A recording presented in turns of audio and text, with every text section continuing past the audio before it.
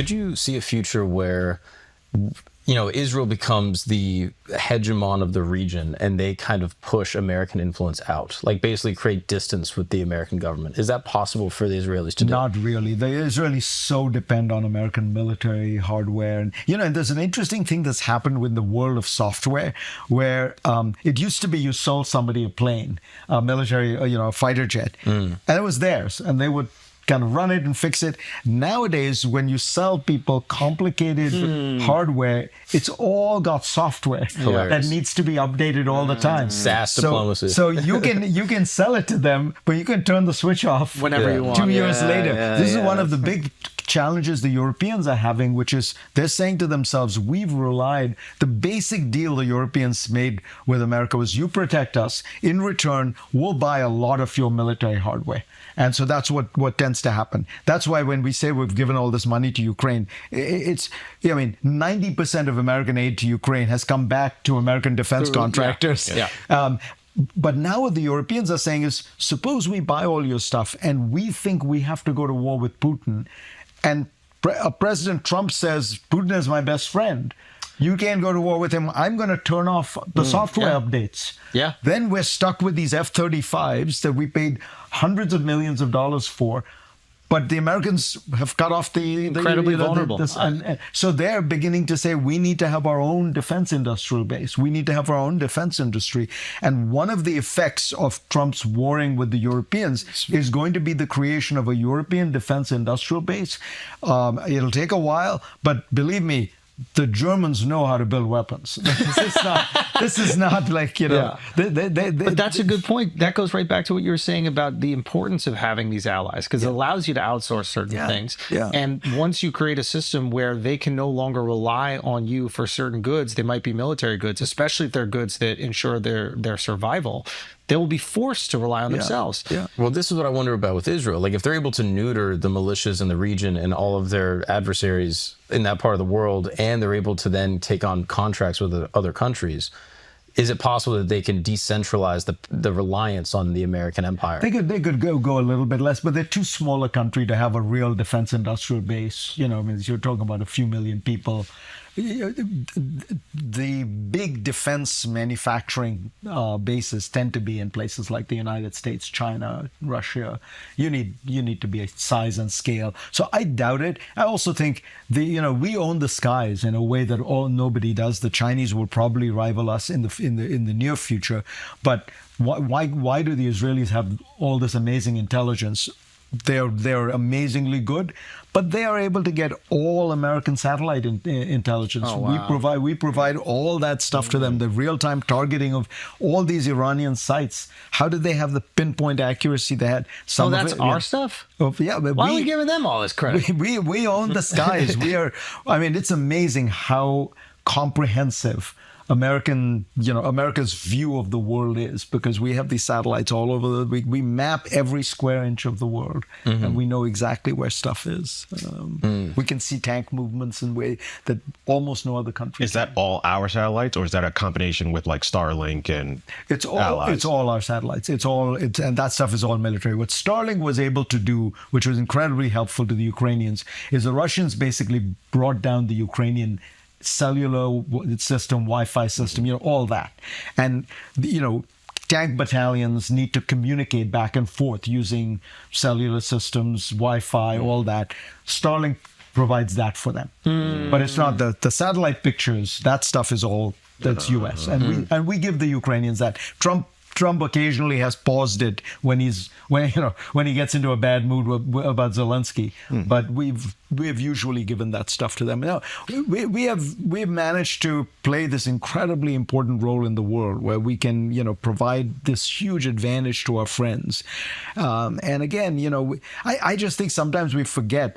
We've built this amazing system where we are the hub of this whole system. These people rely on us, but pissing everybody off. Yeah, we're strong enough. We can strong arm them. We can arm twist them. And we can squeeze them for a better deal.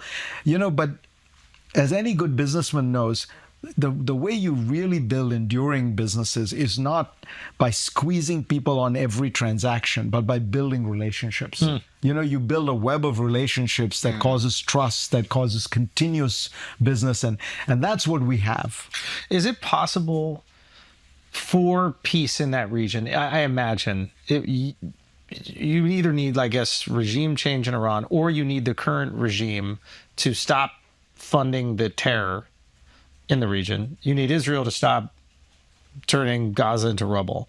But it seems like there needs to be an agreement between Iran and Israel before there will be peace in the region. So a very good point. I think you're not going to get that right now because Iran doesn't even recognize Israel. But what you could get is a agreement between Iran and Saudi Arabia, and maybe Iran and the other moderate Gulf states. Basically, you're right that you need an Iran to behave. Henry Kissinger had a great line. He said, Iran needs to decide, is it a cause or is it a country? In other words, is this a country that just wants, we have our national interests, we need to protect them, and, they have legitimate interests, or are you this cause, the Islamic, revolution, you were funding proxies all over the world. If you cut that stuff out, and if you focus on your national interests and you say we have these defensive concerns, that I think could allow for peace between Iran and Saudi Arabia, with the United Arab Emirates, and then, you build from there maybe. So Iran doesn't necessarily have to recognize Israel, but if it is in good conversation with Saudi could apply some pressure on Iran for Israel to stop the proxies. And then when Israel and Iran are not in this proxy war, the region is safer. Economy can grow. Everyone wins. Trump gets his peace prize. So maybe that's what. Yeah, and that's that. And by the way, that Saudi Arabia. And then the Israelis don't feel like a very real existential threat, which is constantly we don't know where. Correct. Look, don't forget, Israel lives in a tough neighborhood. These countries have gone to war with it many times. They've tried to wipe it off the map. Tom Friedman, I think, once said, he said, you got to remember three things about Israel. One, it's an amazing country that built an incredible country out of the desert. Two, it can do really, really horrible things, as it is doing now in Gaza. And three, in Gaza and the West Bank, I think he said. And three, it lives in a crazy neighborhood. All three things are true at the same time, But I think the other thing that's going for a more optimistic view of the Middle East is Saudi Arabia. We sometimes don't talk about the good news. The good news is Saudi Arabia, which used to fund all the Islamic terrorism in the world. It used to fund all the Islamic fundamentalism in the world. I'm exaggerating, but it was a huge, this is where the bin Ladens of the world came from. We used to have a couple buildings downtown. Exactly. Right. That's 19 out of 20 of those guys. 15 out of 20 of them were, I think, was Saudi. The 4 pilots, I think, the leaders were Egyptian, and the others were Saudi. So Saudi Arabia has been transformed. It's now a force for stability.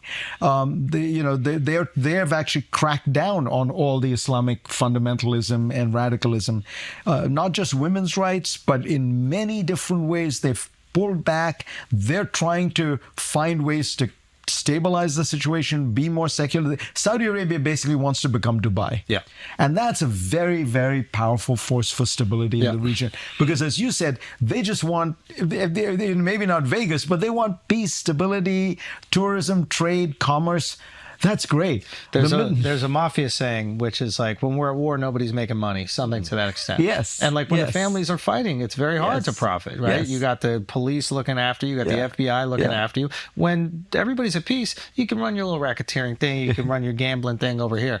And it does seem to me that peace in the region will bring that. The question is, will the current regime in Iran allow for that to happen? But that's really interesting, using Saudi as the proxy for the peace negotiations, even though there's I think a religious difference, right? There is a Sunni Shia, but they've actually started a rapprochement. They've had foreign ministers have met. They've gone back and forth. Again, this is all part of, and it was Saudi outreach that made this happen. This is transformative. Yeah, because the Saudis, as you say, the Saudis want peace and stability because these countries, Saudi, UAE, Kuwait, Doha, Qatar, they're now there's so much wealth has accumulated. They're like hedge funds with small countries attached to them. And what they're really thinking to themselves is, we need peace and stability to invest our money so that we can make a good return. You're 100% right. And you know, they're like, that is their perspective. They're almost like fund managers with huge pools of capital that need peace, stability, and trade.